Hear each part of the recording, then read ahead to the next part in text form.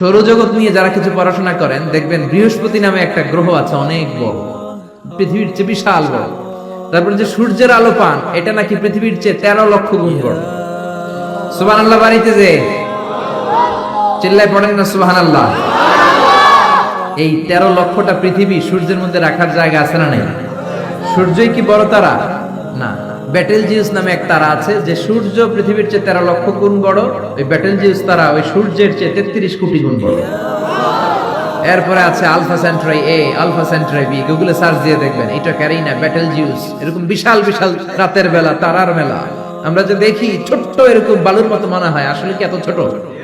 আকাশ দিয়ে যে 500 জন লোক নিয়ে প্লেন উড়ে যায়, মনে হয় যেতটুকু আমি ঠাপটি মেরে ধরবো, আসলে কি ধরতে পারবে? বিশাল বড়। চিল্লা এখন ঠিক কিনা? আল্লাহ বললেন এক একটার চেয়ে এক একটা বড় বানিয়েছি। আপনাদেরকে আন্দাজ করার জন্য আমি আপনাদেরকে এখন নিয়ে যাব পৃথিবীর থেকে সবচেয়ে কাছের যে তারা, ওই তারাটাতে আমরা শীতকালীন পিকনিক করবো। এখন কারা কারা আমার সাথে যাবেন? হাত তোলেন। সবাই যাবে? ওরে আল্লাহ, এখানকার লোক অনেক সাহসী। 14 গ্রামের লোকজন সাহস বেশি। আলহামদুলিল্লাহ করবেন না? তো পৃথিবী থেকে সবচেয়ে কাছের তারার নাম হচ্ছে প্রক্সিমা সেন্ট্রাই। এই তারাতে আমরা শীতকালীন পিকনিক বনভোজন করব। যারা হাত তুলছেন তারাই যেতে পারবেন, বাকিদের নেওয়া হবে না। এখন হাত তুলে লাভ নেই, আগে হাত তোলা হয়ে গেছে। তো আমরা যে যাব, কি দিয়ে যাব? প্লেন দিয়ে যাবে হুজুর? না, প্লেন দিয়ে যাওয়া যাবে না, কারণ যে মাধ্যাকর্ষণ শক্তি আছে এই বলয়টা ভাঙতে প্লেন দিয়ে ভাঙা যায় না, রকেট লাগে, তাও দ্রুতগামী রকেট। নীল আর্মস্ট্রং যে রকেটটা দিয়ে চাঁদে নেমেছে, নাম হচ্ছে অ্যাপোলো 11। এটা ঘন্টায় সেকেন্ডে চলে 11 কিলোমিটার বেগে, মিনিটে চলে 660 কিলোমিটার বেগে, ঘন্টায় চলে 39,000 কিলোমিটার বেগে। যারা আপনারা হাত তুলেছেন, আমরা এইটা দিয়ে পিকনিকে যাব। যাবেন? যাবেন? সাহস আছে অনেক। পৃথিবীর সবচেয়ে কাছের তারায় যাব আমরা পিকনিকে। দূরের তারাতে তো যেতে পারবো না, কত যে দূর। সবচেয়ে কাছের যে তারাটা, আমরা ওইটাতে নামবো ইনশাআল্লাহ। তাও যাব অ্যাপোলো 11 দিয়ে, যেটা ঘন্টায় চলে 39,000 কিলোমিটার বেগে। বাংলাদেশ থেকে আমেরিকা 10,000 কিলোমিটার দূর। তার মানে ওই রকেট দিয়ে আমেরিকা 1 ঘন্টায় আপনি 4 বার যেতে আসতে পারবেন। সুবহানাল্লাহর ওয়াস্তে।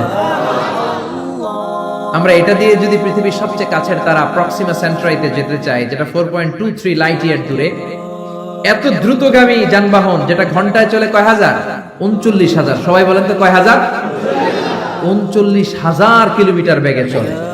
এইটা দিয়ে যদি পৃথিবীর সবচেয়ে কাছের তারায় আমরা যেতে চাই পিকনিকে, আমাদের ওইখানে যেতে 1,15,000 বছর লেগে যাবে।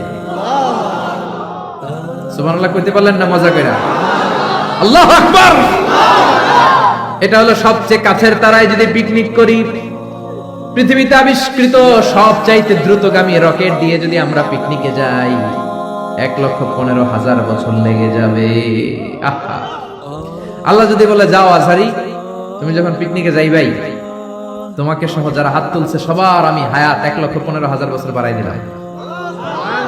আমরা যাইতে শুরু করব, যারা হাত তুলে নাই এরা মইরা ভূত হয়ে যাবে সব।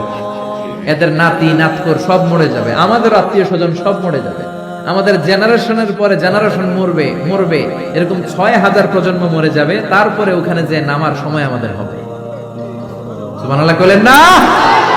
এজন্য আল্লাহ বললেন ওয়ালাকাদ যায়্যানাস সামাআদ দুনিয়া বিমাসাবিহা ওয়া জাআলনাহা রুজুমান লিশ-শায়াতিন। ও গোলাম, চোখটা মেলে আকাশের দিকে তাকা, বিশাল বিশাল তারাগুলোকে তৈরি করেছে কে? বিশাল তারা দিয়ে আল্লাহ গোটা প্রথম আকাশের মহাশূন্যটাকে সুসজ্জিত করেছেন। জোরে বলেন ঠিক কিনা? বিশাল আকাশ। এরপর আল্লাহ বললেন ওয়াসিররু কাওলাকুম আও ইজহারু বিহি ইন্নাহু আলিমুম বিযাতিস সুদূর। তোমরা গোপনে বলো কিংবা প্রকাশ্যে বলো, কেউ দেখে না দেখে কে? কেউ যেটা শোনে না শোনে কে? কেউ যেটা বোঝে না বোঝে কে? কেউ যেটা পারে না পারে কে? পুলিশের চোখকে ফাঁকি দেয়া যায় কি যায় না? র্যাবের প্রধানের চোখ ফাঁকি দেয়া যায় কি যায় না? বিমানবন্দরের কাস্টমস অফিসারের চোখ ফাঁকি দেয়া যায় কি যায় না? ম্যাজিস্ট্রেটের চোখ পরীক্ষার হলে ম্যাজিস্ট্রেট যারা ঘোরাফেরা করে নকল ধরার জন্য, এদের চোখও ফাঁকি দেয়া যায় কি যায় না? আমার আল্লাহর চোখ ফাঁকি দেয়া যায় নাকি? রাত্রিবেলা দরজা বন্ধ করে জানলা লাগিয়ে লাইট বন্ধ করে পাপ করলেন, কেউ দেখে নাই, দেখেছে কে? এজন্য আল্লাহ বললেন লা তুদরিকুহুল আবসার ওয়া হুয়া ইউদরিকুল আবসার ওয়া হুয়াল লাতীফুল খাবীর। আল্লাহু আকবার। আল্লাহর চোখকে ফাঁকি দেয়া যাবে না।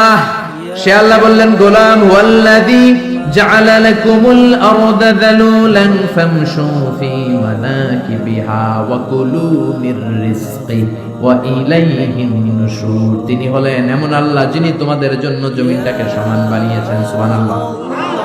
জমিন কি সমতল নাকি উঁচা নিচা? কথা বলেন।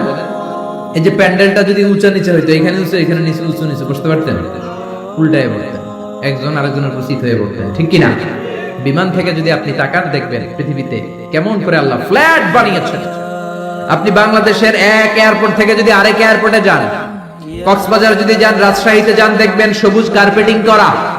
মনে হয় যেন বিমান থেকে সবুজ কার্পেট দিয়ে আল্লাহ বাংলাদেশটাকে বানিয়েছে। সুবহানাল্লাহ।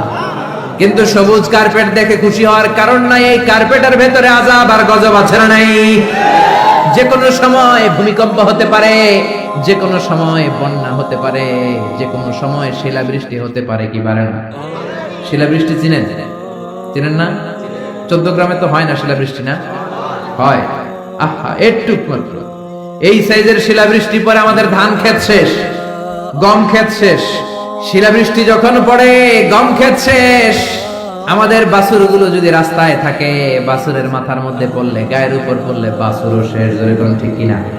আল্লাহ যদি শিলাবৃষ্টির জায়গায় এসিড বৃষ্টি পাঠায়, এসিড বৃষ্টি, পাথর বৃষ্টি, উল্কা বৃষ্টি। দক্ষিণ আফ্রিকার হোবাতে একটা উল্কা পড়ছে 60 টন। এরকম কয়েক হাজার উল্কা যদি বাংলাদেশে পড়ে, যখন পড়া আরম্ভ করবে আমরা সবাই দাঁড়ায় বলবো আমরা ক্ষমতার মালিক। বলবেন বলবেন ক্ষমতার মালিক কে?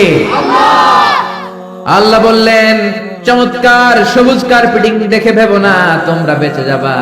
সবুজ কার্পেটিং এর ভেতরে আযাব আর গজব আছে না নাই? যে পরিমাণে আমরা জুয়া খাই, গাঞ্জা টানি, ইয়াবা খাই, যৌতুক খাই, ঘুষ খাই, সুদ খাই, যেই পরিমাণে আলেম ওলামাদের সাথে বেয়াদবি করি, যেই পরিমাণে বিশ্বনবীর সুন্নাহ নিয়ে আমরা উল্টাপাল্টা করি, যেই পরিমাণে ওজনে কম দেই, খাদ্যে ভেজাল দেই, মাছে ফরমালিন দেই, মা বাবার সাথে বেয়াদবি করি, নাফরমানি করি, গাদ্দারি করি, যে কোনো সময় শিলাবৃষ্টি দিয়ে দেশটারে শেষ করতে পারে কে? ভূমিকম্প দিয়ে উল্টায় দিতে পারে কে?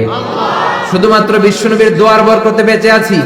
নবী বলেছেন আল্লাহ আগের উম্মতদেরকে যেমনি একসাথে আযাব দিয়ে শেষ করেছেন, আমার এই উম্মতে মুহাম্মদীকে একবারে আযাব দিয়ে মেরে দিয়েন না। এজন্য আল্লাহ একবারে মারে না, কিন্তু মাঝে মাঝে কিছু থ্রেট আছে না নাই?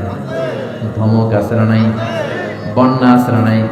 তখন বলবেন আমরা আল্লাহ মাফ চাই, আল্লাহুম্মা আউযু বিওয়াজহিক বলবেন, আল্লাহ এটা থেকে পানাহ চাই, আমরা বাঁচতে চাই, আমরা মসজিদে ঢুকবো, আমরা নামাজে পড়বো, আমরা কোরআন মানবো আর আইন মানবো কার? আর যদি টিভির সামনে দাঁড়ায় বলেন আমাদের সব ঠিক আছে, আমরা দুর্যোগ মোকাবেলা করব, বন্যা আমাদের কিছু করতে পারবে না, এত মেট্রিক টন খাবার থাইল্যান্ড থেকে নিয়ে আসছি, আমাদের কিচ্ছু হবে না, মন্ত্রীরা যদি এইরকম কথা বলে তাইলে আযাব আর গজব দেশে আছে না নাই?